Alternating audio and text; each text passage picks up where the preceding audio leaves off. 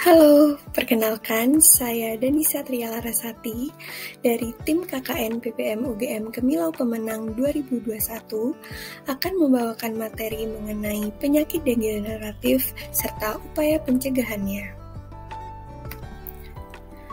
Apa sih penyakit degeneratif itu? Penyakit degeneratif merupakan penyakit tidak menular yang berlangsung kronis karena terjadi kemunduran fungsi organ tubuh akibat proses penuaan. Kontributor utamanya yaitu pola hidup yang tidak sehat seperti merokok, mengkonsumsi alkohol, pola makan dan obesitas, aktivitas fisik yang kurang, stres, dan pencemaran lingkungan. Jenis penyakit degeneratif yaitu hipertensi, jantung, stroke, penyakit paru obstruksi kronis atau PPOK, dan diabetes mellitus. Bagaimana sih pencegahannya? Yaitu dengan menyeimbangkan antara kalori yang masuk dengan aktivitas fisik teratur, jalan kaki, dan senam yang rutin sehingga faktor risiko obesitas sentral bisa dikurangi. Beberapa jenis makanan yang penting untuk diasup yaitu buah dan sayur yang mengandung vitamin dan mineral yang tinggi antioksidan untuk memperbaiki kadar HDL dan menurunkan kadar trigliserida. Menurunkan konsumsi garam dan melakukan pemeriksaan kesehatan secara berkala, yaitu cek tekanan darah, gula darah sewaktu, pemeriksaan asam urat, kadar kolesterol, dan indeks massa tubuh. Yang pertama, penyakit tekanan darah tinggi atau hipertensi merupakan suatu kondisi dengan tekanan darah sistolik lebih dari sama dengan 140 mm Hg dan atau tekanan diastolik lebih dari sama dengan 90 mm Hg. Tanda dan gejalanya yaitu sakit kepala, kelelahan, mual dan muntah, sesak nafas, gelisah, pandangan kabur, sulit tidur, mudah marah, mata berkunang-kunang. Pencegahannya yaitu dengan mengurangi asupan garam, penurunan berat badan pada orang gemuk, peningkatan asupan kalium yang berasal dari sayuran dan buah. Lalu untuk makanan yang dibatasi, sayuran dan buah-buahan yang diawetkan, daging asap, ikan asin, sarden, kaleng, dan makanan lain yang diawetkan dengan garam. Yang kedua yaitu kencing manis atau diabetes mellitus, yaitu penyakit di mana kadar gula darah dalam tubuh meningkat lebih dari 200 mg per dl. Tipe-tipe diabetes mellitus. Diabetes mellitus tipe 1 disebabkan karena tidak adanya produksi insulin sama sekali. Lalu diabetes mellitus tipe 2 disebabkan karena tidak cukup dan tidak efektifnya kerja insulin. Lalu DM gestasional, diabetes mellitus yang terjadi saat kehamilan.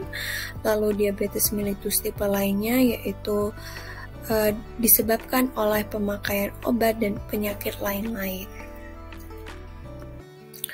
Untuk pencegahannya yaitu dengan banyak makan sayuran dan cukup buah-buahan, membatasi konsumsi pangan manis, asin, dan berlemak, membiasakan sarapan, melakukan aktivitas fisik yang cukup, dan mempertahankan berat badan normal, istirahat yang cukup.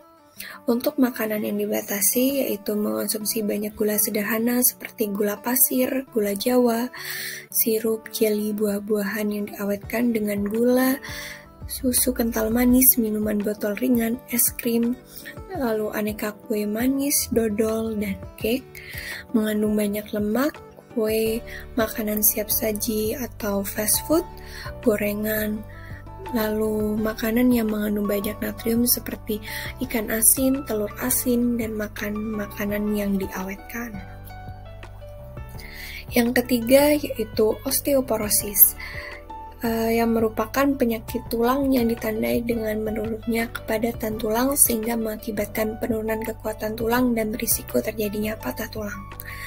Pencegahannya yaitu dengan mencukupi asupan kalsium, mencukupi vitamin D dengan pajanan sinar matahari pagi atau sore, melakukan aktivitas fisik, hindari merokok dan minuman beralkohol. Jenis-jenis osteoporosis ada osteoporosis senilis dan osteoporosis sekunder. Osteoporosis senilis di sini disebabkan oleh akibat kekurangan kalsium yang berhubungan dengan semakin bertambahnya usia dan ketidakseimbangan antara kecepatan hancurnya tulang dan regenerasi tulang baru. Untuk osteoporosis sekunder disebabkan oleh keadaan medis seperti gagal ginjal kronik dan kelainan hormonal atau obat-obatan.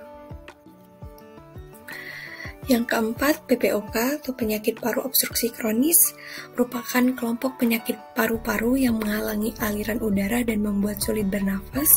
Umumnya merupakan kombinasi dari dua penyakit pernapasan, yaitu bronkitis kronis, emfisema, atau keduanya. Bronkitis adalah infeksi pada saluran udara menuju paru-paru yang menyebabkan pembengkakan dinding bronkus dan produksi cairan di saluran udara berlebihan. Lalu emfisema merupakan kondisi rusaknya kantong udara pada paru-paru yang terjadi secara bertahap. Untuk gejalanya yaitu sesak nafas, lemah, lesu, mudah lelah, demam, mengi pada pemeriksaan fisik. Lalu untuk upaya pencegahannya, menghentikan kebiasaan merokok dan menjauhi asap rokok, menghindari paparan debu, polusi, asap terutama bertempat tinggal atau bekerja di kualitas udara yang tidak baik, menerapkan gaya hidup sehat, rutin berolahraga, mengonsumsi makanan beragam dan seimbang, dan cukup minum air putih. Sekian pemaparan dari saya, lebih dan kurangnya kami mohon maaf. Semoga video ini dapat bermanfaat. Terima kasih atas perhatiannya. Wassalamualaikum warahmatullahi wabarakatuh.